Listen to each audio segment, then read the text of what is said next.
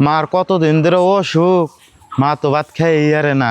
মারে যাইয়া বুঝির প্যাকেটটা দেই গে, মা আরামসে বই বইয়া খাইবনি। বুঝি তোমার মেলা দিন ধরে অসুখ শুনতেছি, সেদিনকে শিলিগুড়িও গেছিল, কি অসুখ ধরা পড়লো? হালিমা তুই তো কইতেছ বুঝি তোমার কি রোগ ধরা পড়ছে। ডাক্তারে বলে গেলাম পরীক্ষা করলাম, কয় ব্যাকি নর্মালে ভালোই আছি। মা তুমি এনে বই রয়েছাও, তুমি ভাত খাই না দিকে তোমার নিকে বেয়া তিনি আইছি ধরো। কি মায়ের টিক অসুখে হারা হান নাই আর কত উঠে বুঝে ফেটানছে না। আর আমার অসুখ হলে মতো একটা বেহাতে আনতো না, মায়ের বেহাতে বেকাটা নিতেছে না, কেমন ওখানে নাকি নিতেছে আমি।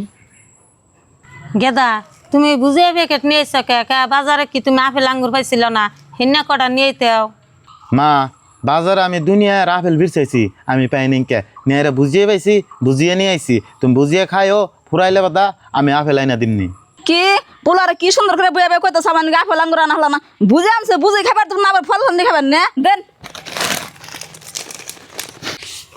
ওই তুই এটা কি করলি? মার আমি বুঝিয়ে না দিছি, হে বুঝিয়ে তুই কারণ দেখ কোন হিসাবে নিলি? এই তার কিছু কই না দেখে না। এই